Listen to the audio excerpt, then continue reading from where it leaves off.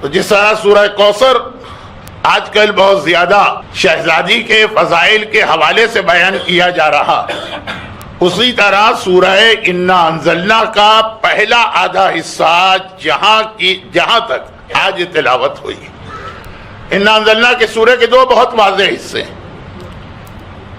پہلی 3 آیتوں کا تعلق شہزادی کونین سے ہے، آخری 2 آیتوں کا تعلق زمانے کے امام سے، جو ہماری 7 دن کی مجالس کا موضوع بنانے کی کوشش کی گئی۔ پتہ نہیں میں اس پہ کتنا کامیاب ہوا اور کتنا ناکام۔ شہزادی کی سیرت اور زمانے کا امام، یہ دونوں آ کے جمع ہو جاتے ہیں سورہ قدر میں، انا انزلنا کا سورہ۔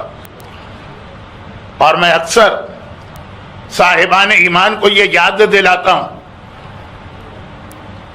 کہ مرنے والے کے ایصال ثواب کے لیے قرآن کریم میں الحمد کے سورے کے ساتھ سورہ انا انزلنا کی بھی بہت تاکید ہے، بلکہ جب دفن کرتے ہیں تو قبر پہ مٹی ڈالنے کے فوراً بعد 7 مرتبہ انا انزلنا کے سورے کی تلاوت کی جاتی ہے مرنے والے کے لیے۔ تو یہ سورہ فاتحہ کی طرح سے سورہ انا انزلنا بھی مرنے والے کو قبر میں بہت جلدی فائدہ پہنچانے والا سورہ۔ ہمارے یہاں الحمد کے بعد 3 مرتبہ قل هو اللہ کی تلاوت کی جاتی، وہ تو اس روایت کی روشنی میں کہ 3 مرتبہ قل هو اللہ پورا قرآن بن جاتا، لیکن قبر میں بہت زیادہ فائدہ پہنچانے والے قرآنی سوروں میں الحمد کے بعد دوسرے نمبر پہ سورہ انا انزلنا۔ اب یہ 2-3 جملے میں نے اس لیے بھی کہے کہ آج کی رات پھر ایک شب جمعہ، اور میں پچھلی شب جمعہ عرض کر چکا تھا کہ اب وقت نہیں ہے کہ ہم شب جمعہ کے ہر ہفتے کے موضوع کو دہرائیں، لیکن بہرحال تذکرہ موت کا تھا، انا انزلنا کی بات ہوئی، ایک جملہ زبان پہ آ گیا، آپ کی خدمت میں پیش کر دیا گیا۔ اب سورہ انا انزلنا کا آخری حصہ جو آج کے خطبے میں تلاوت نہیں کیا گیا، وہ زمانے کے امام کے بارے میں، کہ جب امام معصوم نے کہا من کل امر، جب ہر امر نازل ہوتا ہے تو کس پہ نازل ہوتا؟ وہی صاحب امر ہے، اور پھر وہاں سے معرفت امام کے حوالے سے بات شروع ہو۔ لیکن پہلی 3 آیتیں جہاں قرآن کہہ رہا ہے کہ شب قدر کی رات، نائٹ آف ڈسٹنی، لیلۃ القدر، وما ادراک، اور کہہ رہے ہیں کہ تم کتنی ہی ذہنی ترقی کر لو، انسان اپنی عقل کو کتنا ہی زیادہ استعمال کیوں نہ کرنے لگے۔ ایک بات بہت زیادہ مشہور ہو گئی کہ اللہ نے انسان کو جو عقل دی ہے ہم صرف 10% استعمال کرتے ہیں۔ اب پتہ نہیں صحیح ہے کہ غلط ہے، کیونکہ بالکل اس سے اختلاف رکھنے والا اوپینین بھی موجود ہے، لیکن یہ بحثوں کا وقت نہیں۔ تو وما ادراک، عقل انسانی کتنی ہی ترقی کر لے، اگر آج یہ 10% استعمال ہوتی ہے، کبھی 50%، کبھی 80%، کبھی 100%، تب بھی تم شب قدر یا لیلۃ القدر کو درک نہیں کر سکتے، وہ نہیں سمجھ سکتے ہو کہ وہ کیا، اس کی صحیح معرفت حاصل کر ہی نہیں سکتے۔ بہت مختصر یہ سمجھایا کہ لیلۃ القدر خیر من الف شہر، 1000 مہینوں سے بہتر۔ یہ بھی نہیں کہا کہ برابر کہا جاتا تو کچھ ذہن میں آ جاتا، برابری کی 2 چیزیں خیر، اب کتنی افضل ہے یہ نہیں بتایا۔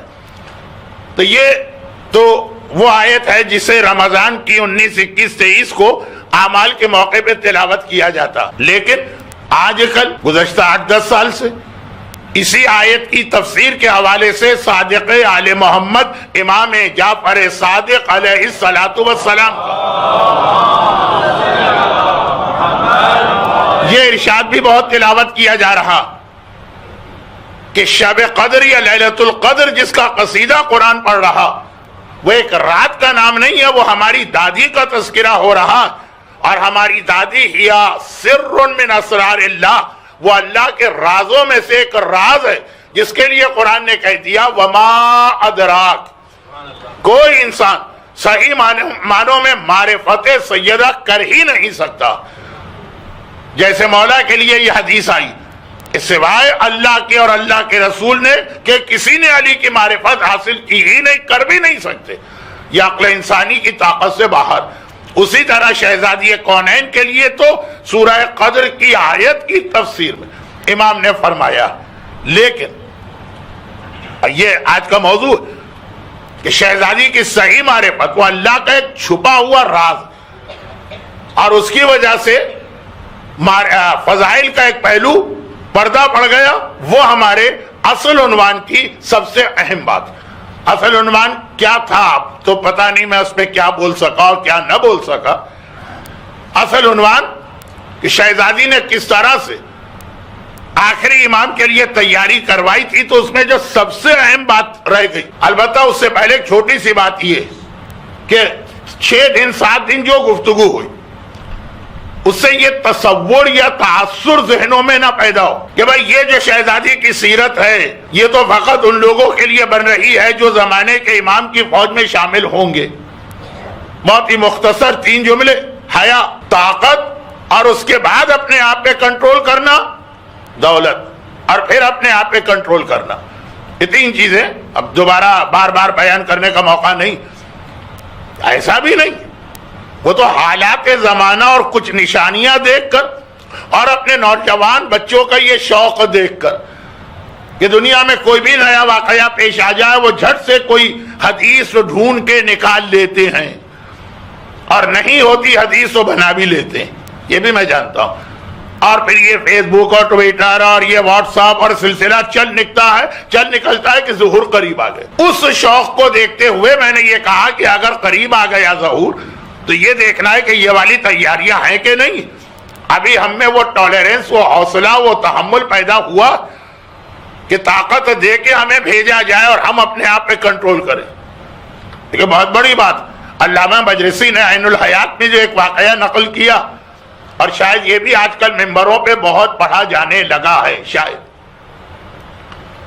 کہ کل رات کے مجلس کے آخر میں تو شہزادی کے نام کے حوالے سے ایک بات آئی تھی، لیکن بہرحال یہ چیز ہمیشہ سے مذاہب کے ماننے والوں میں مشہور رہی۔ اب جو دہریے ہیں، جو ایتھسٹ ہیں، جو کسی مذہب کو نہیں مانتے، ان کی بات چھوڑی، لیکن جو کسی مذہب کو مانتے ہیں اس کے اندر ہمیشہ یہ بات رہی کہ اللہ کا ایک نام اسم اعظم، اور وہ نام کسی کے ہاتھ میں آ جائے تو پوری کائنات اس کے ہاتھ میں آ جاتی ہے۔ کل شہزادی کے نام کے حوالے سے جو بات ہو رہی تھی، تو وہ تو شہزادی سے پہلے اس دنیا میں شہزادی کی ظاہری آمد اور ولادت سے پہلے کی جو قومیں ہیں ان کے پاس بھی یہ تصور تھا، اسم اعظم کی تلاش ہوتی ہے کہ اسم اعظم مل گیا۔ جیسے کہ 3 دن پہلے بلم باور کا واقعہ تھا، تو اس کے اندر بھی یہ حدیث میں کہ وہ مستجاب الدعوات بنا، اس کی ہر دعا قبول ہے کیونکہ اس کے پاس اسم اعظم تھا۔ تب یہ ایک الگ مسئلہ، اللہ کے 99 نام ہیں کہ جوشن کبیر کے 1001 نام ہیں کہ، اور ان میں سے کوئی ایک نام وہ اسم اعظم ہے جس سے ساری کائنات چلتی ہے، تو ایک شخص کو بنی اسرائیل، علامہ مجلسی عین الحیات مشہور واقعہ، بڑا شوق تھا کہ کسی طرح سے اسے اسم اعظم مل جائے، چنانچہ وہ جتنی کوششیں کر سکتا تھا کر رہا تھا، حتیٰ یہ کہ اپنے زمانے کے نبی کی اتنی خدمت کرتا۔ اب یہ لفظ جو میں کہہ رہا ہوں اس وقت موقع نہیں ہے، اس لیے بہت مختصر کہہ رہا ہوں، یعنی توحید کا پہلو نہ آ جائے۔ بنی اسرائیل کے بہت سارے انبیاء اسٹیٹس کے اعتبار سے بہت ہی چھوٹے انبیاء میں آئیں گے، لفظ چھوٹا اچھا نہیں لگ رہا، بہرحال ایسے اسٹیٹس میں ہیں کہ پیغمبر کی حدیث آ گئی کہ علماء امتی کا انبیاء بنی اسرائیل، کہ میری امت کے علماء بنی اسرائیل کے انبیاء جیسے۔ تو اب اس سے مراد عیسیٰ اور موسیٰ تو نہیں، تو خیر جو بھی اس زمانے کے نبی تھے ان کی بھی بڑی خدمت کی، اور کہا کہ مجھے یہ اللہ کا نام، اچھا اللہ کا نام چاہیے، اور میرا وعدہ کہ میں یہ نام اپنے کسی ذاتی فائدے کے لیے استعمال نہیں کروں گا، کہ آپ اگر اس لیے مجھے یہ اسم اعظم نہیں دے رہے ہیں کہ معلوم ہوا کہ میں صرف اپنا ایک مکان بنانا ہے، گاڑی بنانا ہے، اچھی جگہ شادی کرنا ہے، اور بڑے اپنے ساتھ استعمال ہی نہیں کروں، اس سے میں لوگوں کی خدمت کروں گا۔ جیسے بہت سارے لوگ دولت جمع کرنے کے موقع پر دل میں خیال یہ کرتے ہیں کہ اللہ اگر ہمارے کاروبار میں برکت دیا، پیسہ آ گیا تو ہم اپنے آپ پہ کم خرچ کریں گے، مومنین کی خدمت کریں گے۔ جاب کے وقت اپلائی کرتے وقت تصور ہوتا ہے کہ اگر مجھے یہ جاب مل گیا تو میں اپنے گھر والوں کا اتنا خیال نہیں کروں گا بلکہ مومنین کی خدمت کروں گا. بعد میں کیا ہوتا ہے وہ ایک الگ کہانی ہے. کہا کہ یہ میرا وعدہ آپ سے. کہا نہیں، اس میں عزم ہر آدمی کو نہیں دیا جا سکتا، اس کو برداشت کرنے کی بھی طاقت ہونی چاہیے. کہا کہ اس میں برداشت کی کیا بات ہے، کوئی پریشانی میں مدد کروں. ایک دن صبح صبح روتا دھوتا آیا اور ان نبی کے قدموں پہ یہ کہہ کے گر پڑا کہ اب اگر آپ نے مجھے یہ اسم اعظم نہیں دیا تو پھر قیامت کے دن میرا آپ سے ایک بہت بڑا شکوہ و شکایت ہوگی اللہ کی بارگاہ. کہا اب کیوں، لفظ اب. کہا کہ آج صبح میں شہر کے باہر کسی کام سے گیا، جب آ رہا تھا میں نے ایک بہت ہی بڈھے آدمی کو دیکھا. 80 سال 90 سال 120 سال 200 سال پرانے زمانے میں ہوتے تھے ایسے طویل عمر رکھنے والے، اور بیچارہ ایسا کہ اس سے چلا نہ جائے. وہ آ رہا تھا بہت ہی آہستہ آہستہ، راستے میں کوئی فوجی سپاہی آ رہا تھا. اس نے آواز دی میرا راستہ چھوڑو مجھے جلدی. وہ بوڑھے نے کوشش بھی کی ہٹنے کی لیکن اتنا ضعیف ہے کہ کوشش کے باوجود وقت لگ گئے. بس طاقت تھی نا وہ فوجی سپاہی جوش میں آ کے پل پڑا اس بڈھے آدمی پہ جس کی حالت دیکھ کے رہے مارا، اور وہ مار رہا. اور جو فوجی بوٹ ہوتے ہیں ان کی مدد سے اسے ٹھوکرے مار رہا. یہ منظر دیکھ کر میری آنکھوں میں آنسو آ گئے. میں نے دل میں سوچا کاش میرے پاس ذرا سا اختیار ہوتا تو میں اس ظالم کو، یہ دادا کی عمر کا آدمی، اس کی کمزوری بھی دیکھ رہے، کبھی معاف نہ کرتا. اب اگر آپ نے مجھے یہ اسم اعظم نہیں دیا تو قیامت کے دن میں اللہ سے شکوہ کروں گا.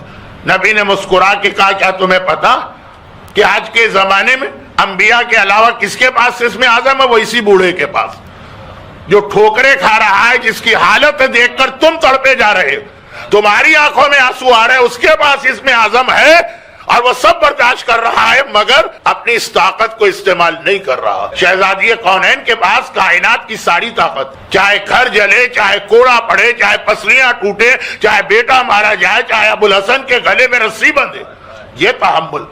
جب تک کہ یہ طاقت نہیں ہوگی امام زمانہ کسی کو اپنی فوج میں شامل کر ہی نہیں سکتے.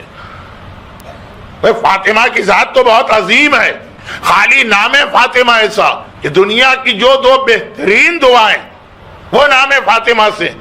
اللہم انی اسألک بحق فاطمہ و ابیہا و بالہا و بنی. اس مجمع میں وہ مومنین بیٹھے جنہوں نے کہا کہ ہمارا اتنا بڑا مسئلہ تھا، آپ نے 4 سال یا 10 سال پہلے دعا بتائی تھی، ہم نے خود بھی اور جس کو بتایا. اب یہ چونکہ آج کی رات شب جمعہ اور پچھلی شب جمعہ میں 2 موضوعات پہ بات کرنے کے بعد دعا کی بات چھوڑ دی اور کہا تھا کہ اگلی شب جمعہ کو یہ بات آئے گی. اب آپ کو یاد ہو کہ نہ یاد ہو، مجھے یاد ہے، تو دعا تفصیل میں نہیں جا رہا ہوں، صرف اتنا سا تذکرہ صحیح کہ آج کی رات دعا قبول ہونے کی رات.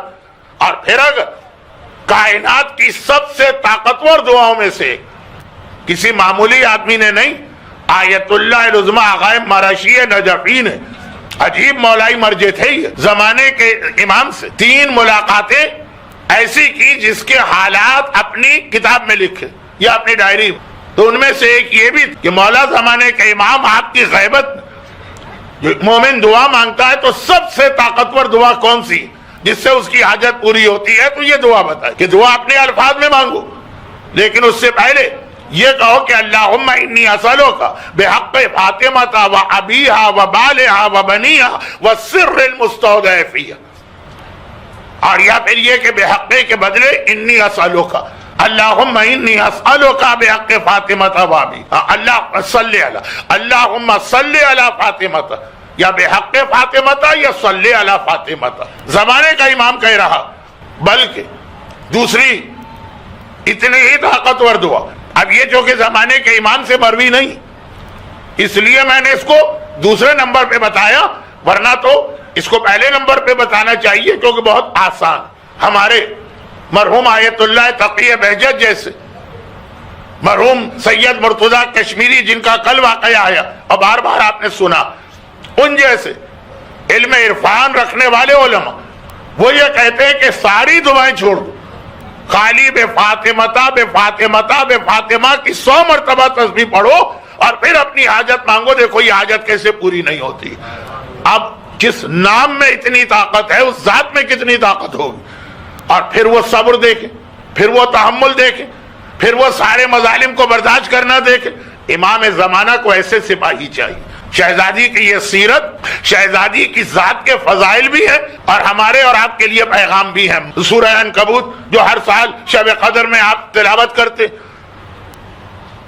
من جاہدہ فإنما یجاہد لنفسہ، جو بھی راہ خدا میں کوشش کر رہا ہے وہ اللہ کے لیے نہیں، اپنے لیے کر رہا، کیونکہ ان اللہ لغنی عن العالمین، اللہ ساری کائنات سے بے نیاز ہے. نہ اسے تمہاری نماز کی ضرورت ہے، نہ تمہاری حیا کی ضرورت ہے، نہ تمہارے حجاب کی ضرورت ہے، نہ تمہاری طاقت میں تحمل کی ضرورت ہے، اپنے لیے کر رہے. اور یہ تو وہ اصول ہے جو اسلام میں بار بار آیا.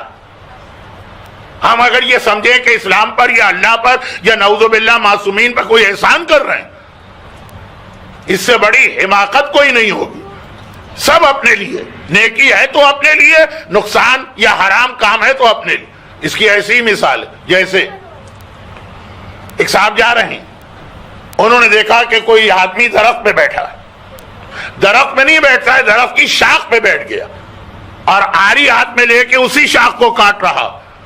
انہوں نے کہا کہ بھائی یہ کیا کر رہے ہو، گر پڑو گے، زخمی ہو جاؤ گے. کہا جاؤ جاؤ اپنا راستہ ناپو، علم غیب کا دعویٰ کر رہے ہیں، تمہیں کیا پتا کیا ہونے والے مستقبل میں؟ کیا تم اللہ ہو؟ غیب تو اللہ کو پتا ہی. چلے گئے. ابھی تھوڑی دور گئے تھے کہ وہی آدمی سر پھٹا ہوا ہے، خون جاری ہے، ہانپتا کانپتا آ رہا ہے، قدموں پہ گر پڑا. آپ نبی ہیں، امام ہیں، ولی ہیں، وسیع ہیں یا بہت پہنچے ہوئے بزرگ، میرا فلاں فلاں کام یا دعا. انہوں نے کہا میں کچھ بھی نہیں ہوں ان میں سے. کہا نہیں، آپ نے غیب کی خبر دے دی، آپ کو 5 منٹ پہلے کیسے پتا چلا کہ میں درخت سے گروں گا اور زخمی ہوں گا؟ کہا اس میں علم غیب کی ضرورت نہیں ہے، تو کامن سینس کی بات ہے. جس درخت پہ بیٹھے ہو، جس شاخ پہ بیٹھے ہو، اسی کو کاٹ رہے ہو تو گرو گے نہیں تو اور کیا ہوگا. یہ کامن سینس کی باتیں ہیں جو اگر ہم یہ سمجھیں کہ ہم اللہ پر یا اسلام پر یا آل محمد پر یا شہزادی پر یا امام زمانہ کے لشکر میں شامل ہونے کے لیے کوئی خدمت کر رہے ہیں. 2 بہت چھوٹی سی حدیثیں، ایک براہ راست حدیث پڑھ رہا ہوں، ایک حدیثوں کو جمع کر کے اس کا خلاصہ اپنے الفاظ میں پڑھ رہا ہوں. وہ بھی ہیں حدیثیں، بہت چھوٹی سی باتیں نہیں، باتیں بہت بڑی، لیکن وقت کم ہے تو بہت چھوٹے سے جملے. دنیا میں آج کل ایک سوال یہ ہوتا، میں موضوع سے نہیں ہٹ رہا ہوں، کہ کسی بھی قوم کو اگر مہذب، کلچرڈ، سویلائز کہا جائے تو اس کا کرائیٹیریا کیا ہے، معیار کیا چیز دیکھ کر یہ کہا جائے گا کہ یہ قوم بڑی مہذب ہے اور یہ قوم ایسی ہے جس کو تہذیب چھو کر بھی نہیں گزری. اب جیسے ایک زمانے ہمارے بزرگوں کا تعلق لکھنؤ سے تھا، آداب، تسلیمات، جس طرح جھک جھک کے اخلاق کا مظاہرہ کیا جاتا، کہا جاتا یہ مہذب ہونے کی نشانی تھی، یہ کلچرڈ ہونے کی نشانی تھی. یعنی جو لوگ لکھنؤ کے نہیں تھے وہ بھی کاپی کرنے کی کوشش کرتے تھے. لیکن آج کی دنیا میں کرائیٹیریا عجیب بنایا گیا اور ہے بھی صحیح. یہ تو بہت بعد میں میرے علم میں آیا، گوگل میں جا کے. تو جو پہلا حج میں نے کیا تھا خدا معلوم کبھی میں نے گنا بھی نہیں، نہ مجھ سے گنتی پوچھیے گا، اس وقت سے بھی یہی اصول وہ یہ ہے کہ یہ کہا گیا جس قوم کو ٹوائلٹ یا WC یا واش روم یا ریسٹ روم جو مختلف نام وہ صحیح استعمال کرنا آتے ہیں. یعنی اگر کسی قوم کے مہذب، کلچرڈ، سویلائزڈ ہونے کا اندازہ کرنا تو پبلک پلیسز کے باتھ روم جا کے چیک کر لو. بس اسٹیشن میں گئے آپ نے باتھ روم کھول کے دیکھا، ایئرپورٹ میں گئے آپ نے باتھ روم بقول گجراتی کے منڈیا ڈال کے دیکھی اس باتھ روم کے اندر، اس سے اندازہ ہوگا یہ قوم مہذب ہے کہ یہ قوم جو ہے وہ وحشی اور جنگلی. اچھا جیسا کہ میں نے کہا کہ یہ تو باتیں بعد میں پتا چل، جب یہاں تک پتا چلا کہ دنیا میں ایک ورلڈ ٹوائلٹ ڈے کے نام سے پورا ایک دن بھی کوئی منایا جاتا. ہندوستان کی حکومت تو بہت پریشان ہے کہ کس طرح گھیر گھار کے لوگوں کو باتھ روم کے اندر لے کے جائے. خیر، لیکن پہلا آج مجھے یاد، جو بلڈنگ، جو عمارت، جو ہوٹل ہم اپنے قافلے کے لیے ڈھونڈتے تھے سب سے پہلے جا کے اس کے باتھ روم چیک کرتے تھے. اور آج تو تقریباً ہر اچھے قافلے کی یہ خاصیت. تو اب یہ دنیا نے ایک اصول بنایا اور اپنی جگہ صحیح اصول بھی. کہ صاف ستھرے کلین نیٹ اور صفائی کا خیال کرنے والی قوم، انہی کو مہذب اور کلچرڈ قوم کہا جائے گا۔ اب یہ ایک اصول یہ آیا، اس طرح کا 2-3 اصول حدیثوں میں کسی اور حوالے سے آئے۔ ایک اصول پیغمبر نے فرمایا جب کوئی مکان بن رہا اور ایک اینٹ بھی اس کی مال غصبی سے لگائی گئی، یہ اینٹ بتا رہی ہے کہ ایک مکان بہت جلدی تباہ ہوگا، اس میں کبھی راحت و آرام نہیں آئے گی، ہمیشہ اس میں نحوستیں اور بے برکتی رہے گی۔ یہ ایک اینٹ، پیغمبر تو خیر الا من ارتضی من رسول، سورہ جن کی آیت، عالم الغیب، اللہ علم غیب رکھتا ہے، کسی کو ظاہر فلا یظہر علی احد، کسی کو غیب نہیں بتاتا سوائے جن رسولوں سے راضی۔ لیکن پیغمبر ہمیں اور آپ کو ایک فارمولہ دے رہے، ہم تو علم غیب نہیں رکھتے۔ بہت شاندار مکان بن رہا، بہت اچھا مکان بن رہا، بہت پیسہ لگا رہا ہے، بہت دل سے مکان بنا رہا، لیکن اگر ایک اینٹ بھی اس میں مال حرام کی ہے، مال حرام کی غصبی کیٹیگری، ویسے تو ہر مال حرام گناہ، لیکن یہ جو پیغمبر نے وبال یا نقصان بتایا یہ غصبی کا، بھئی ہم شراب بیچ کے جو پیسے کمائیں گے وہ بھی مال حرام ہے، اس کو غصبی نہیں کہیں گے۔ جو ہم سود کھا کے پیسے لیں گے وہ بھی مال حرام ہے، غصبی نہیں۔ غصبی ہے کہ میراث میں ہم نے اپنی بہن کا حصہ دبا لیا، یہ ہے مال غصبی۔ کسی کا مال چوری کیا، یہ ہے غصبی۔ خمس واجب ہے نہیں دیا، یہ ہے غصبی۔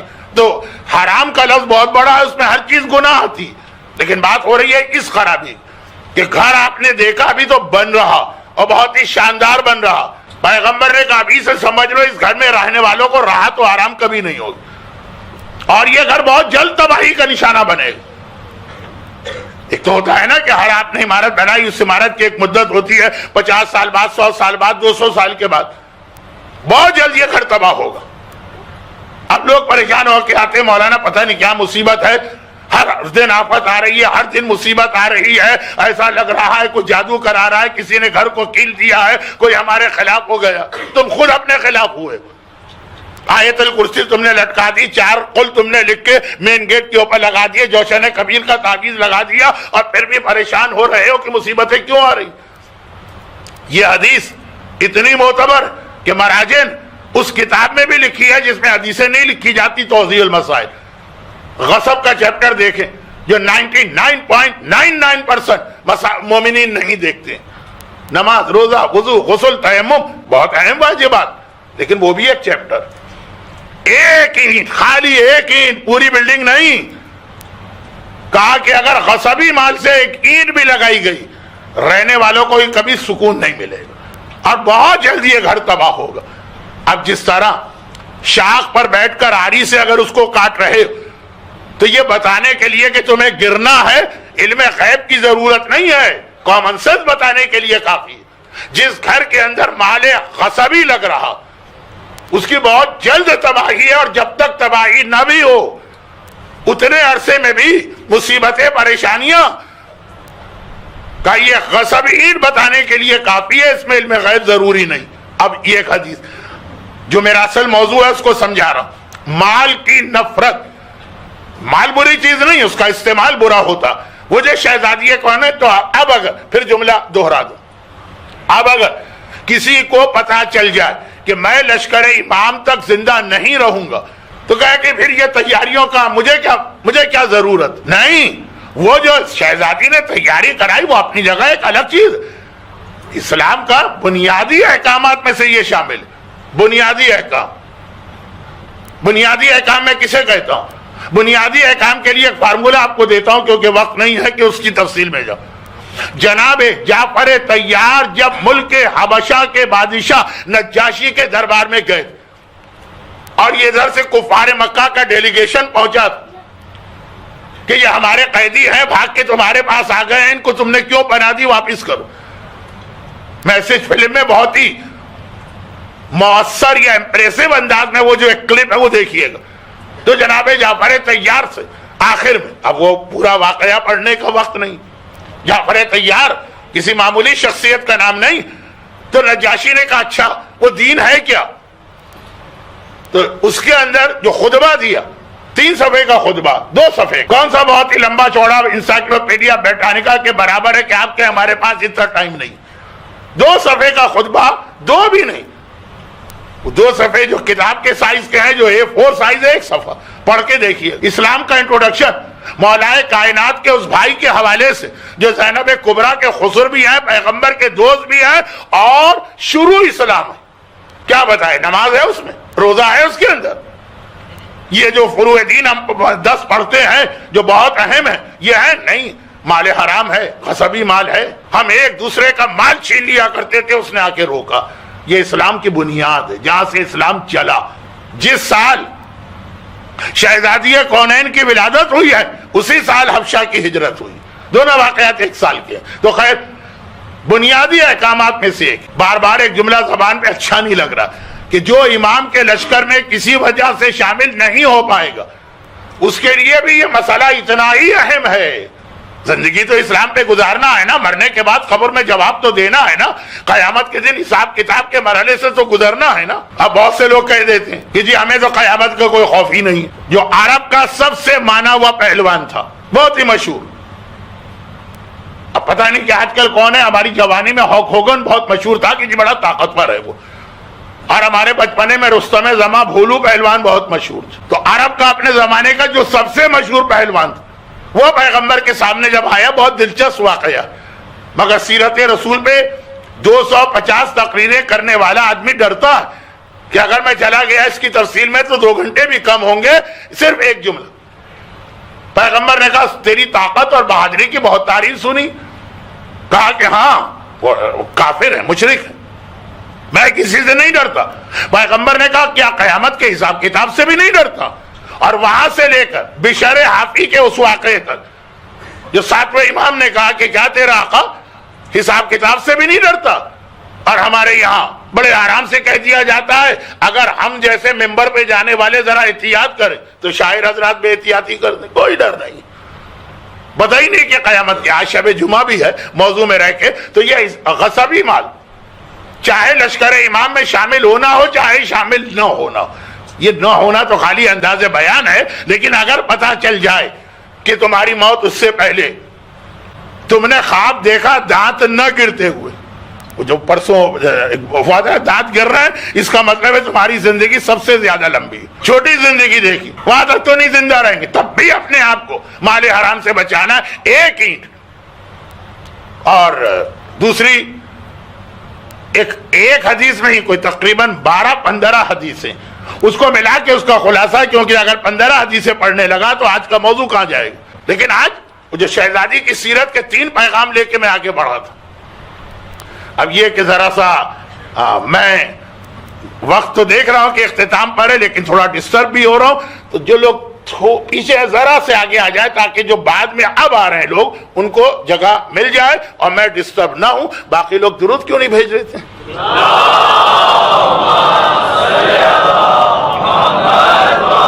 طاقت، ٹالرنس.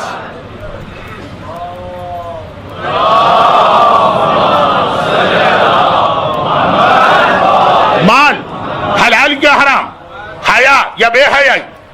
ان احسنتم احسنتم لانفسکم، اگر تم یہ نیک کام کرو گے تو اللہ کے لیے نہیں، تمہیں اس کا فائدہ اپنے نفس کے لیے کر رہے ہو. وَإِنْ أَسَأْتُمْ فَلَهَا، اور اگر تم سو خرابی پیدا کر رہے ہو تو یہ بھی تم تک آئے گی، اللہ کو کیا نقصان پہنچے گا.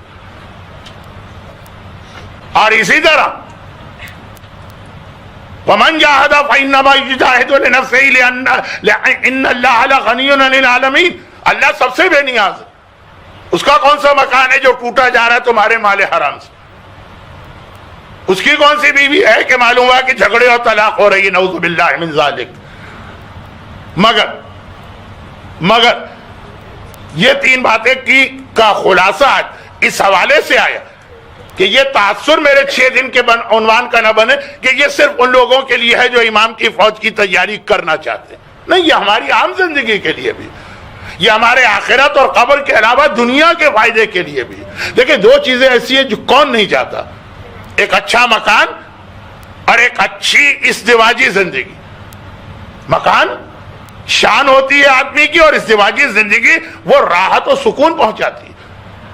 تو سیرت سیدہ میں جتنا بھی مجھے وقت ملا 6 دن میں یہ جو باتیں واضح کی گئی. لیکن اب یہاں پہ ایک آخری بات, کاز روٹ کیا ہے, چاہے یہ طاقت و ناطاقتی, چاہے مال حلال مال حرام, چاہے حیا چاہے بے حیائی, یہ اصل اس کی کیا, جو کل بتایا گیا تھا کہ کفر جو ہے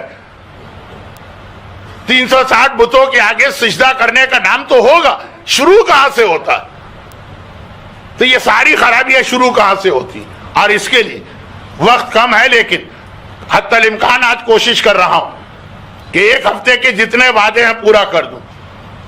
دعا کا بھی وعدہ آپ سے تھا اور بھی کئی باتیں تھی. 4 ایسے نمایاں لشکر جو معصوم کی قیادت میں جنگ کر رہے ہیں, جسے جہاد و غزوہ کہتے ہیں, جو تباہ ہوئے. ایک حضرت موسیٰ کا لشکر واقعہ آ چکا ہے, واقعہ بھی اور وجہ. ایک غزوہ احد واقعہ بھی اور وجہ. ایک غزوہ حنین واقعہ بھی اور وجہ. اور چوتھا کون سا لشکر جو سب سے اہم چیز قرار پائے گی, زمانے کے امام کی تیاری بھی اور کسی بھی لشکر کی تباہی. یہ سب سے اہم کا لفظ میں نے کیوں کہا, یہ یہاں کھل کے نہیں بتا سکتا. اب اگر آپ ٹورنٹو کی مجلس سے میری دیکھ لیں گے, کیونکہ پابندی کے باوجود پتہ نہیں کیسے وہ یوٹیوب پہ اپلوڈ ہو گئی, خیر تو وہاں پہ کھل کے بتایا میں نے. غزوہ احد میں جو کفار مکہ پیغمبر کے سامنے تھے, اسلامی لشکر تباہ ہوا, لیکن وہ بھی آج نام و نشان مٹ گیا. قرآن نے بھی کہا اِنَّ شَانِئَکَ هُوَ الْأَبْتَرُ.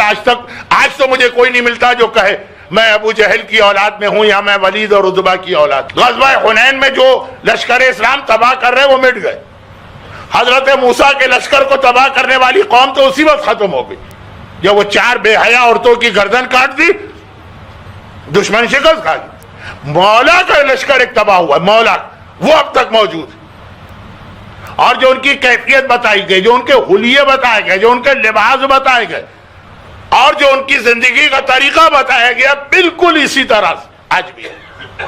بس اس جملے کی مزید تشریح ٹورنٹو میں ہی مناسب ہے, نیو یارک میں ہی کی جا سکتی ہے, لندن میں ہی کی گئی. یہاں تو صرف ایک اشارہ یہ کر کے کہ یہ اس اعتبار سے سب سے خطرناک تباہی, کہ یہ والی تباہی اب تک چل رہی ہے, اور وہ ہے علی جیسا امام کل, علی جیسا کل ایمان, علی جیسا مولائے کائنات, اور اس کا لشکر اس کے علم کے تلے لڑ رہا, اور اپنی تلواریں نکال کے علی پہ حملہ کر رہا. حضرت موسیٰ کے لشکر نے پلٹ کے حضرت موسیٰ پہ حملہ نہیں کیا. جنگ احد میں مسلمان بھاگے مگر رسول خدا پہ چڑھ کے نہیں دوڑے. غزوہ حنین میں مسلمان بھاگے مگر پیغمبر پہ اٹیک نہیں کیا. وہ تباہیاں دوسری تھی. یہ تو سب سے خطرناک تباہی کہ علی کا لشکر علی سے اتنی محبت ظاہر کر رہا کہ علی کے علم کے نیچے لڑنے کے لیے تیار و آمادہ, اور کہاں کوفے سے صفین کے میدان تک علی کے ساتھ ساتھ چلا. پیغمبر غزوہ احد میں 1000 کا لشکر لے کے گئے تھے. مسجد النبوی سے احد کا میدان 3 کلومیٹر, آدھے راست 3 کلومیٹر میں 300 سپاہی ساتھ چھوڑ کے چلے. علی کا لشکر اتنا لمبا, لیکن میدان میں جا کے کیا ہوا, کچھ دنوں کے بعد یہ لشکر علی کے خلاف ہوا, اور جب علی نے ان کی بات ماننے سے انکار کیا تو ان کی تلواریں علی کے خلاف حرکت میں آئیں. ایک ایسی حدیث ہے جو پڑھتے ہوئے ڈر بھی لگتا ہے کہ لوگ کہیں غلط مطلب نہ نکال لیں کہ میں اہل بیت کی عظمت کو نہیں مانتا ہوں, لیکن نہج البلاغہ میں اور اس کا خلاصہ اتنا علی کے دشمن بنے, علی والے غیر نہیں, کہ اس پر بھی تیار نہیں کہ مولا نے کہا اچھا چلو اگر میں تمہاری بات مان لوں اور مذاکرات کروں تو یہ عبداللہ ابن عباس میرا بھائی ہے, اس کو جانے دو. نہیں, یہ آپ کا آدمی, آپ کا فیور. علی کا لشکر کہہ رہا کہ یہ تو آپ کا فیور کرے گا, ہم تو اپنا آدمی بھیجیں گے. اتنا امام کے خلاف خوارج, ان کا نام ہے خوارج. کیوں؟ نیزوں پہ قرآن بلند ہوا, وہ قرآن دیکھا اور ایک مرتبہ شور مچا دیا, جہاں قرآن آ گیا اب آگے کسی کی بات نہیں چلے گی, قرآن سے فیصلہ ہوگا. آج داڑھی نہ رکھنے والے یہی کہتے ہیں کہ قرآن میں داڑھی دکھا دو. علی کے چہرے کی داڑھی ان کے لیے کافی نہیں, ان کو قرآن کے اوراق کی داڑھی چاہیے جو علی کے زمانے میں نیزوں پہ قرآن, وہ بھی اگر قرآن بلند ہوئے ہوں کیا تھا جزدان میں، اس کو اس وقت چھوڑ دے، یہ موضوع نہیں. کیا مطلب اس پورے واقعے کا خلاصہ میرے الفاظ میں، علی کا لشکر ہے لیکن جذباتی باتوں کے ذریعے سے اس کو بہکا دیا گیا. یہ جذباتی بات ہے نا کہ قرآن آ گیا، اب علی کی بات بھی نہیں سنیں گے، قرآن سے فیصلہ ہوگا. جیسے آج جو مراجع نماز کے تشہد میں شہادت ثالثہ ثالث کی گواہی کو جز ایمان طہرے قرار دیتا، نماز میں اجازت نہیں دیتے. عام مومنین کو کس طرح سے جذباتی بنا کر ان کے خلاف بھڑکایا جاتا، جذباتی باتیں کر کے. اور یہ جذبات میں آدمی کب بہکتا؟ جب جہالت. اصل جو روٹ ہے نا، کاز روٹ ہر پرابلم کی، اتنے جاہل ہے کہ وہ جو اردو میں ایک محاورہ ہے، کان دیکھا نہیں کوے کے پیچھے دوڑ پڑے. کہ کسی نے کہا کوا تمہارا کان لے گیا تو پہلے چیک تو کر لو کان ہے کہ نہیں ہے. نہیں، وہ بھاگے کوے کے پیچھے، وہ میرا کان لے کے جا رہا. یہ جہالت، لیک آف نالج، یہ سبب بنتی کہ علی قرآن کو نہیں مانتے. یہی کہا گیا علی قرآن کو نہیں مانتے، دیکھیں قرآن آ گیا اور علی کہتے ہیں کہ میں قرآن ناطق کو میری بات سنو. یہی آج مراجع کے خلاف ہتھیار استعمال ہو رہا ہے. یہ نہیں مانتے اہل بیت کو، یہ عظمت اہل بیت کے قائل نہیں. ہم ان سے زیادہ جانتے ہیں عظمت اہل بیت، مگر یہ باتیں تو بہت زیادہ لمبی ہو جائیں گی. خلاصہ یہ بنا کہ سب سے اہم چیز ہے علم. اور علم کا مطلب نالج نہیں، knowledge plus wisdom plus awareness. یہ پورا ایک اشرہ ہے میرا، لیکن کتنی بار اپنے اشروں کا ایڈورٹائز کروں تو پورا ایک اشرہ. علم الگ چیز ہوتی ہے. خالی علم اگر ہو تو ہر جمعے کے دن آپ سنتے ہیں، کل جمعہ، کہ کتابیں گدھے پہ رکھ دی گئی ہیں. سورہ جمعہ کی آیت کا مثل الحمار یحمل اسفارا، یہ ایسے ہے جیسے گدھے ہیں جس کی کمر پہ کتاب رکھی ہے. تو علم پلس نالج پلس وزڈم، جسے قرآن نے کہا یعلمہم الکتاب والحکمت. اسی سورہ جمعہ میں یہ بھی کہ کتاب اور حکمت چاہیے اور اویئرنیس، آگاہی. خیر، اب یہ تو پورے اشرے کا میں نے ایک اور اشرے کا خلاصہ کر دیا، لیکن اصل بات مکمل کروں. شہزادی کونیت کی سب سے اہم صفت، سب سے اہم، سپرلیٹو ڈگری استعمال کر رہا ہوں، ورنہ ہر صفت اہم، ہر فضیلت اہم، ہر خوبی اہم، ہر خصوصیت اہم ہے، لیکن سب سے اہم پیغمبر کی حدیث کے مطابق شہزادی کا علم. بطور مثال وہی روایت سن لیجئے جسے علامہ مجلسی نے بہار الانوار کی جلد 10 میں والیوم نمبر 10 میں نقل کیا. اللہ نے 10 عورتوں کو 10 خصوصیات کے بنا پہ ساری کائنات پہ فضیلت دی ہے. بہت مشہور، بہت مشہور تو نہیں ہے، 10 عورتوں کا نام تو ہے، ان کی ایک ایک خصوصیت. کہا ہوا، ہماری اور آپ کی ماں توبہ، توبہ بھی اللہ کو بہت پسند. اب یہ جملہ بتا رہا ہے کہ حوا نے کوئی غلطی اور گناہ نہیں کیا، پھر بھی توبہ کی. نمبر 2 آسیہ، نہیں، نمبر 2 سارہ. حدیث کی ترتیب کہا کہ اپنے حسن و جمال، اور بادشاہ تک کی نیت خراب ہو گئی جس پہ حضرت ابراہیم کا واقعہ. نمبر 3 زلیخا کا حکمت. یہ بہت، زلیخا کا واقعہ تو بڑا دلچسپ بھی بن سکتا ہے، لیکن صرف الفاظ حدیث کو پکڑ کے بیٹھا ہوں، تشریح نہیں کر رہا ہوں. یہ بھی میرا ایک اشرہ ہے، کیونکہ ہر خصوصیت پہ ایک مجلس ہو جاتی ہے. ذاکر کے لیے تو 10 چیزوں والی حدیث ایک بنا بنایا میٹر ہو جاتا. کہا کہ زلیخا. چوتھی بلقیس، ملک یمن، انگریزی میں شیبہ کہتے ہیں غالباً ان کو، کوئن آف یمن. عقل، وہی جو لشکر امام زمانہ کا مسئلہ بن سکتا، وہ قرآن کریم میں جناب بلقیس کا جملہ آیا. دیکھو، بادشاہوں کے لشکر جب کسی شہر میں داخل ہوتے ہیں تباہ و برباد کر دیتے ہیں، عزت والوں کو ذلیل کر دیتے ہیں. طاقت آنے کے بعد جو دماغ، لیکن وہ پھر ایک الگ موضوع ہے. تقریباً 55 منٹ ہو گئے میری تقریر کو. تو بات کو ختم کرنا ہے. جناب بلقیس. پانچویں چیز حضرت ایوب کی بیوی عفت. چھٹی چیز مادر موسیٰ، قفل کھولنے اور تالا کھولنے کے لیے نہیں بلکہ ان کا صبر. آنکھوں کے سامنے بیٹے کو دریا میں ڈال کے بہا دیا. کہا ساتویں چیز آسیہ، ایک حرمت. اس سے بڑی قابل احترام شخصیت کون ہوگی کہ جنت میں رسول اللہ کی دو ہی بیویوں کے نام روایت میں آئے ہیں، خدیجہ طاہرہ اور آسیہ. خدیجہ تو پھر بھی سمجھ میں آتی ہے، دنیا میں بھی رسول کی بیوی، آخرت میں بھی. آسیہ فرعون کی بیوی، دشمن خدا کی بیوی، حبیب خدا کی بیوی بن رہی ہے، اسے ترقی کہتے ہیں. تو خیر کہا کہ وہ ایک احترام. آٹھویں چیز مریم، صفوت یعنی انتخاب، چناؤ. ان اللہ اصطفیٰ کی و طہرہ کی، سورہ آل عمران کی آیت. نمبر 9 خدیجہ. کہا رضا، جس طرح وہ اللہ کی مرضی پہ راضی.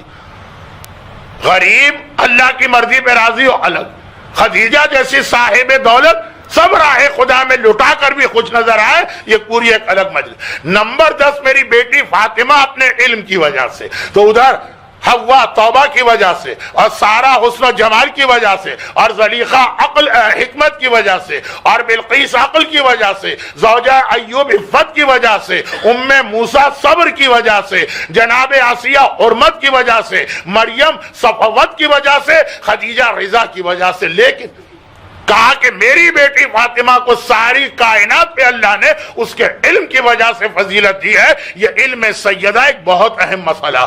گرچہ آج کل آہستہ آہستہ مصحف فاطمہ کے حوالے سے ممبروں پہ یہ تذکرہ ہونے لگا. شہزادی کا علم اتنا کہ امام معصوم سے بھی کوئی ایسا سوال کیا جاتا جو بظاہر بڑا مشکل ہوتا ہے، جواب تو ہے امام کے پاس. جو کسی سوال کا جواب نہ دے سکے وہ امام ہو ہی نہیں سکتا. مگر شہزادی کے تعارف کے لیے غلام سے کتاب منگواتے، جواب پڑھ کے دیتے. سوال کرنے والا اپنا سوال بھول جاتا، حیران ہوتا ہے مولا یہ کون سی کتاب ہے جس سے آپ فائدہ حاصل کر رہے ہیں. کہا یہ میری دادی کی کتاب ہے مصحف فاطمہ، علم فاطمہ. علم فاطمہ یعنی وہ اتنی اہم کتاب ہے کہ دشمنوں کی سمجھ میں کچھ نہ آیا تو جل بھن کے کہہ دیا کہ ان کا تو قرآن 40 پاروں کا ہے. مصحف فاطمہ کو پورا قرآن مان لیا ان لوگوں نے. نہ اہل بیت نے یہ دعویٰ کیا، نہ کسی شیعہ عالم نے یہ دعویٰ کیا، نہ کسی شیعہ مومن کا یہ اعتقاد. لیکن یہ مصحف فاطمہ کی عظمت. لیکن مصحف فاطمہ علم فاطمہ یہ ہے جہاں سے مجلس شروع ہوئی.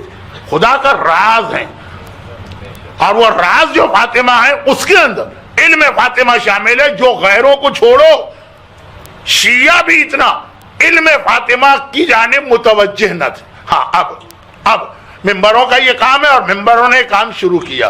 مصحف فاطمہ کا بہت ذکر ہوتا اور خطبہ فدق کا بہت ذکر ہوتا، یہ علم سیدہ کا اظہار. تو وہ جو تینوں تیاریاں،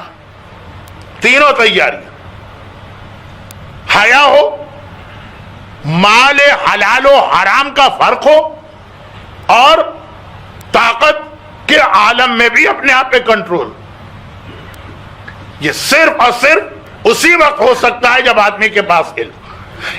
انما یخشی اللہ من عبادہ العلماء کی آیت خطبہ فدق میں شہزادی نے وہاں پہ تلاوت کی، جسے اردو شاعری میں کہتے ہیں گریز کا شعر. پہلے حصے سے دوسرے حصے پہ جا رہی، اور جو آیت تلاوت کر رہی ہیں کہ یاد رکھو اللہ کا خوف اسی کے دل میں ہوگا جو صاحب علم. حیا کہاں آتی ہے؟ جہاں خوف خدا. خوف خدا نہ ہو تو آدمی کیوں حیا کرے؟ مال سامنے ہے، مل رہا ہے، ہاتھ بڑھا کے اٹھا سکتے ہو، پھر بھی کہو کہ نہیں مجھے اپنے حق سے زیادہ نہیں چاہیے. جا کے پوچھیے اپنے یورپ اور امریکہ کے رشتہ داروں سے، طلاق ملتی ہے عورت کتنا پیسہ شوہر کا لے کے چلی جاتی ہے. ہمیں دے دیا حکومت نے دلوایا، ہمارے لیے حلال ہو گئے. مل رہا اور کہے کہ نہیں چاہیے مجھے. جہاں خوف خدا ہوگا وہیں تو یہ بات ہے، ورنہ ہاتھ آتی ہوئی دولت کو کیوں چھوڑ. قاضی کے گھر میں بھی اگر مرغی آ جائے تو کہتا ہے جو خود سے آ جائے وہ حلال ہو جاتی ہے. خوف خدا. تو شہزادی نے آیت تلاوت کر دی، آیت کو ایک حدیث بھی بنا دیا کہ علم وہ چیز ہے جو پوری تیاریاں کرواتی. اور میں نے 3 باتیں یہ کہیں، اور ایک بات میں نے کہی تھی کہ صبر بہت ضروری. سورہ کہف کے اندر ہر جگہ جہاں حضرت موسیٰ نے علم نہ ہونے کی وجہ سے حضرت خضر پہ اعتراض کیا، جاہل نہیں تھے، لیکن خود قرآن نے کہا کہ جاؤ موسیٰ جا کے شاگرد بنو خضر کے، تو ہر جگہ خضر نے کہا آپ صبر نہیں کر رہے ہیں، آپ میرے ساتھ چھوڑ دیجیے کیونکہ آپ صبر نہیں کر سکتے۔ تو صبر اور علم کہا تم علم لینے آئے تو صبر کرنا ہوگا۔ تو یہ ساری چیزیں، مجھے معلوم ہے کہ آخری 2-3 جملے میں اتنا واضح نہیں کر سکا علم، اور یہ سب سے بڑی تیاری ہے زمانے کے امام کی۔ 3 چیزیں اپنی جگہ، صبر اپنی جگہ۔ زمانے کا امام اپنا جہاد کس ہتھیار کی مدد سے کرے گا؟ تلوار، تیر، نیزے، میزائل، ایٹامک بوم، لیزر، وہ یہ سٹار وارز کے اندر نئے نئے ہتھیار دکھائے جا رہے؟ جی نہیں، سب کوئی نہیں۔ امام کا اصلی جہاد ہے علم۔ امام گردن پہ تلوار رکھ کے اطاعت نہیں کروائیں گے، قائل کر کے، کنوینس کر کے۔ اور کنوینس کرنا یا قائل کرنا یہ میزائل کا کام نہیں ہے، یہ علم کا کام۔ اب اس کے اندر واقعہ شروع ہوتا ہے نرجس خاتون سے۔ انہیں شہزادی کونین کس طرح سے دین اسلام پر لائیں؟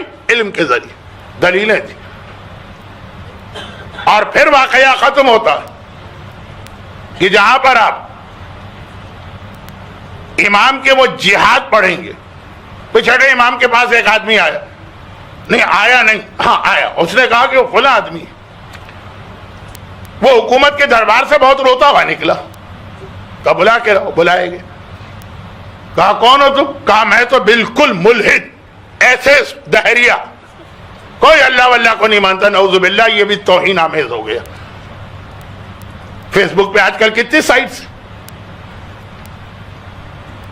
میں گیا دربار میں، کہا کہ میں نہیں مانتا، دلیل دو۔ حاکم نے تلوار نکالی، اگر یہاں رہ کر کلمہ کفر ادا کیا ابھی گردن اڑا دیں گے۔ امام نے کہا بیٹھ جا، تیرے اعتراض کیا ہے؟ ہم تجھے جواب دیتے۔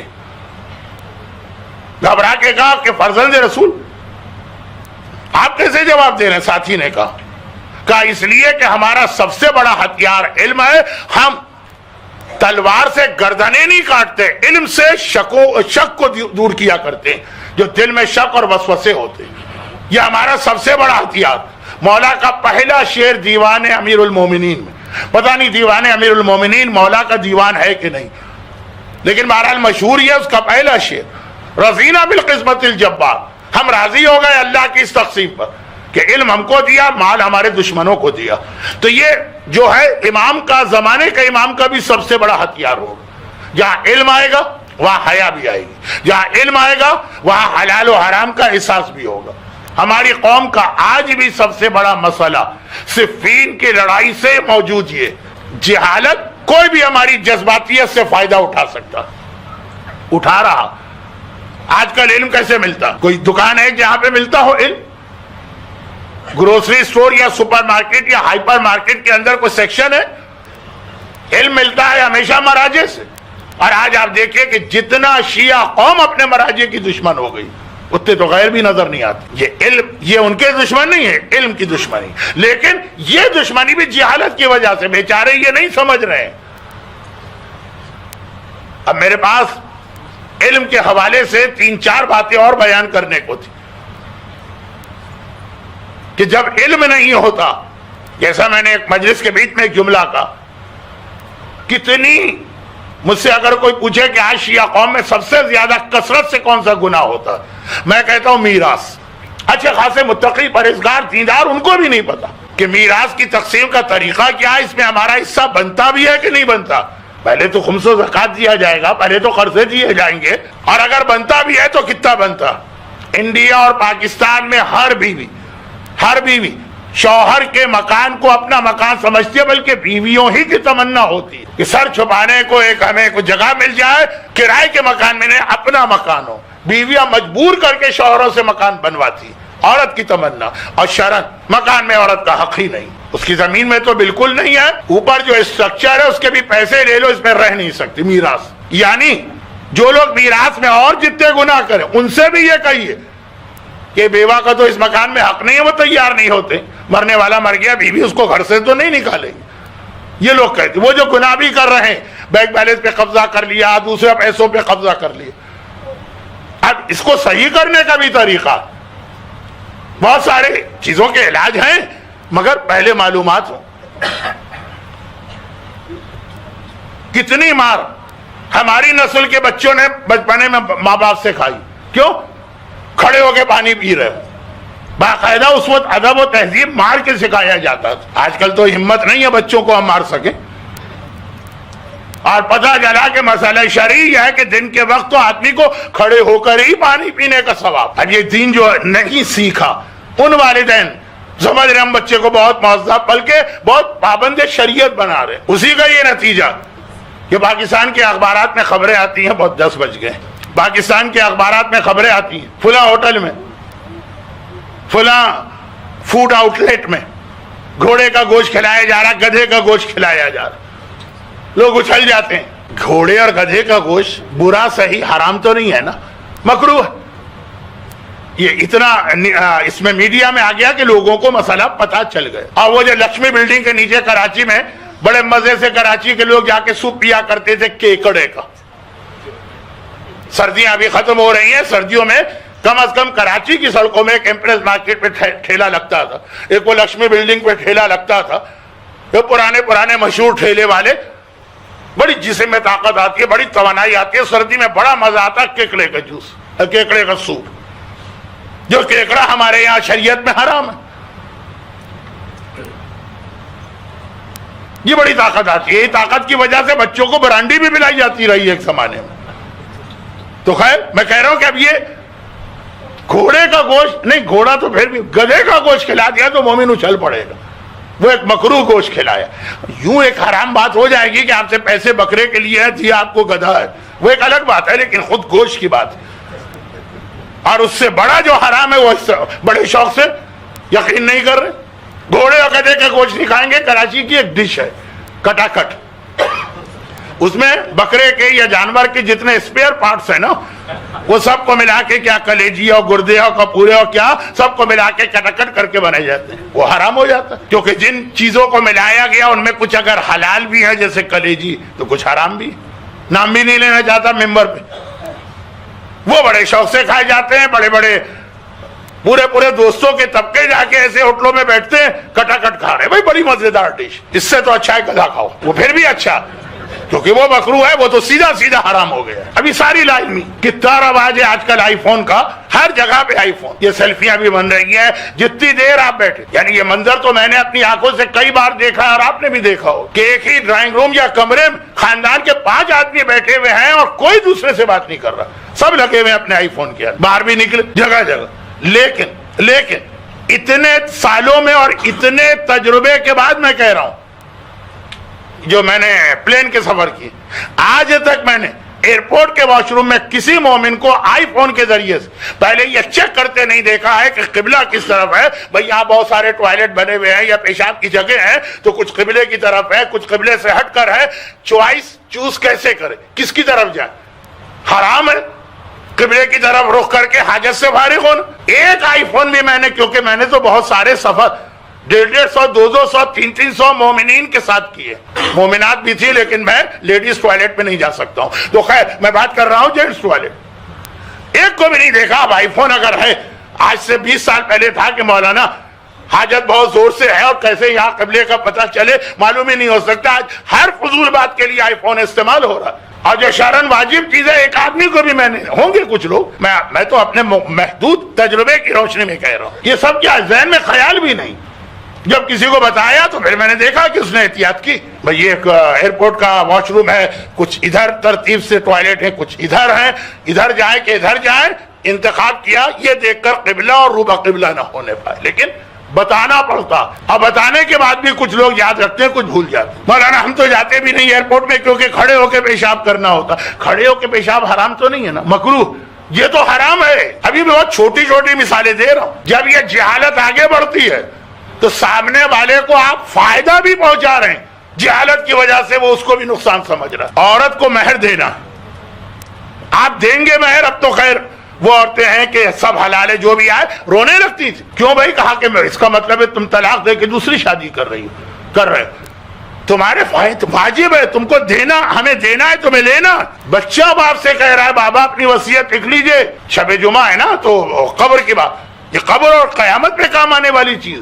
اور جوتا اٹھاتے ہیں کہ ابھی میں زندہ ہوں، ابھی سے میری جائیداد پہ تمہارے دانت لگ گئے. یعنی اتنی جہالت اگر آل محمد کے ماننے والوں میں نظر آئے، کیا باب مدینۃ العلم کو مانا ہے اور کیا اللہ کا راز فاطمہ زہرا کے علم کو مانا. اور جب تک کہ یہ نہیں ہوگا امام کا لشکر، یہ سارا بیعت نامہ تو اس وقت ہے جب امام ظاہر ہوں گے نا، ظاہر ہی نہیں ہوں گے امام. تو ایک بہت بڑی شہزادی کے حوالے سے ہماری اور آپ کی یہ ذمہ داری بنتی ہے. اور الحمدللہ دربار معصومین وہ جگہ ہے جہاں میری معلومات کے مطابق آپ کے بچوں کی دینی تعلیم کے انتظام کو بھی ذہن میں رکھا گیا ہے، بلکہ شاید سب سے زیادہ ترجیح دی گئی. یہ جو یورپ میں سنڈے اسکول ہوتے ہیں اور ان ملکوں میں فرائیڈے کے 2 گھنٹے 3 گھنٹے کے یہ جو مدرسے ہوتے ہیں بہت اہم ہے. یہ بیک بون ہے اسلام کی. آج کل یہ سب سے بڑی انویٹیشن ہے ہماری طرف سے زمانے کے امام. شہزادی کونین کی سیرت کا آخری واقعہ سنیے، اور میں بہت پڑھتا ہوں اس لیے مختصر کر رہا ہوں. روزانہ جب حسن مسجد سے آتے ہیں فاطمہ اپنے سامنے بٹھاتی ہیں اور کہتی ہے کہ بیٹا یہ بتاؤ کہ تم نے آج نانا کو ممبر سے کیا کیا کہتے سنا.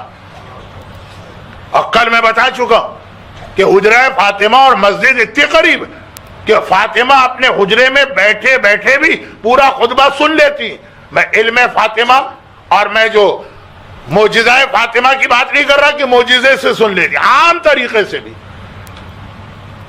پیغمبر کی آواز ایسی ہے کہ جو حجرے سے دیوار سے ٹیک لگائے بیٹھا ہے وہاں تک آواز آرام سے پہنچ رہی اس کے بالکل پیچھے. اور حسن اس طرح سے ماں پوچھتی ہے، ایک روٹین طریقے سے نہیں، عام طریقے سے نہیں، یعنی اتنی دلچسپی لے کر اور اتنی محبت کے اظہار کے ساتھ کہ حسن پورا خطبہ سنا دے. تبھی وہ واقعہ ہے کہ ایک بار مولا نے کہا میں بھی سننا چاہتا ہوں، اور پردے کے پیچھے گئے اور حسن کی زبان اس دن لڑکھڑائی تو کہا ایسا لگ رہا ہے میرا بابا موجود ہے. واقعہ 15 رمضان اور 28 صفر کو میں پڑھتا ہوں جس کا تعلق امام حسن سے زیادہ.